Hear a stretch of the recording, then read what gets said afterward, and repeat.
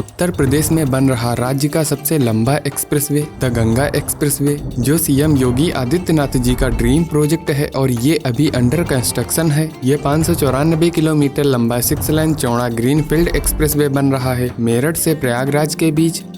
ये न सिर्फ कनेक्टिविटी को इम्प्रूव करेगा बल्कि ये एक नए इंडस्ट्रियल कॉरिडोर के रूप में उभरेगा। इसलिए आप चैनल को अभी सब्सक्राइब करिए। दोस्तों, आज उत्तर प्रदेश में टोटल 8 एक्सप्रेसवे ऑपरेशनल हैं, जो टोटल 1500 किलोमीटर की डिस्टेंस कवर करते हैं, जिनके थ्रू डेली लाखों व्हीकल्स का movement and tons of cargo का ट्रांसपोर्टेशन होता है। सवाल ये आता है, फिर इतने लंबे और एक्सपेंसिव एक्सप्रेसवे को बनाने की जरूरत क्या थी? दोस्तों, यूपी में इतने सारे एक्सप्रेसवे एंड हाईवे होने के बावजूद कोई ऐसा रूट नहीं है जो ईस्टर्न यूपी को वेस्टर्न यूपी से डायरेक्ट कनेक्ट करे और स्टेट की economic growth, trade, tourism and regional development को फास्टेस्ट कनेक्टिविटी प्रोवाइड कर सके। इन सभी समस्याओं के समाधान के लिए गंगा एक्सप्रेसवे को बनाया जा रहा है।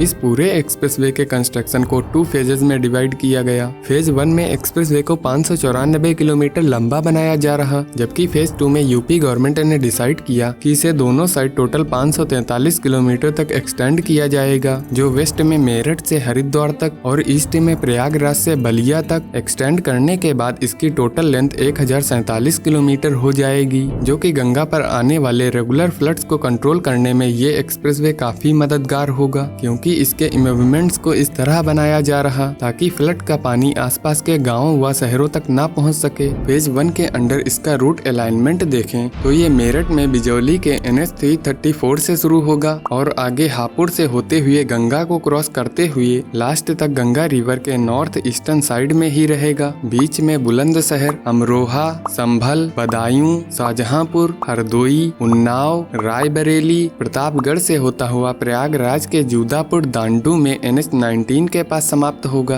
ये यूपी के टोटल 12 जिलों से होकर गुजरेगा। इसको बनाने में 37,350 करोड़ रुपए खर्च किए जा रहे हैं और इसमें से 9,500 करोड़ रुपए लैंड एक्वायर करने में खर्च किए गए। गंगा एक्सप्रेसवे के कंस्ट्रक्शन को 12 डिफरेंट पैकेजेस में बांटा गया। पैकेज 1 से 3 तक 129.6 किलोमीटर के एक्सप्रेसवे पर IRB इंफ्रास्ट्रक्चर कंपनी काम कर रही एंड पैकेज 4 से 12 तक 464.4 किलोमीटर के एक्सप्रेसवे पर अडानी इंटरप्राइजेज कंपनी काम कर रही है और इसके मेंटेनेंस का कार्य भी यही कंपनीज करेंगी।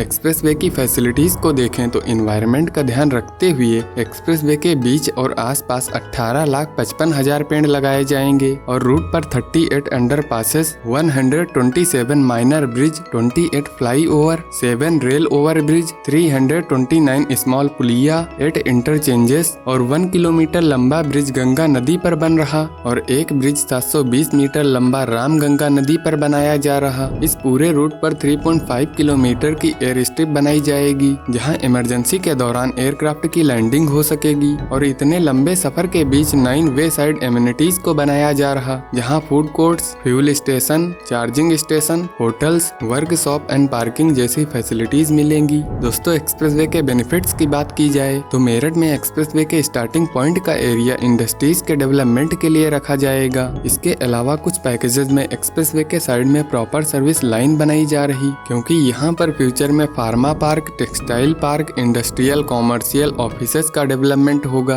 ये एक्सप्रेसवे इंडस्ट्रियल कॉरिडोर के रूप में उभरेगा, जिससे गुड्स की लॉजिस्टिक कॉस्ट घटेगी और ईस्ट से वेस्ट का ट्रांसपोर्टेशन फास्ट हो जाएगा। साथ ही आसपास के गांव व शहरों में व्यापार, रोजगार, कृषि उद्योग और टूरिज्म सेक्टर को बढ़ावा मिलेगा। इन सबसे स्टेट की इकोनॉमी को काफी फायदा होगा। दोस्तों, एक्सप्रेसवे की करंट प्रोग्रेस देखें तो इसका ओवरऑल 69% वर्क कंप्लीट हो गया। एक्सप्रेसवे का 91% अर्थ work complete, 74% GSB work, 72% WMM work, 69% DBM work, 100% carriageway work and 1489 structure में से 1394 स्ट्रक्चर का वर्क कंप्लीट हो गया। बाकी एक्सप्रेसवे का निर्माण कार्य तेजी से प्रगति पर है। दोस्तों, क्या यह एक्सप्रेसवे आपके शहर से होकर गुजर रहा है? कमेंट में बताइए और दुबई में बन रहे वर्ल्ड के लार्जेस्ट एयरपोर्ट के बारे में जानने के लिए इस वीडियो को देखिए।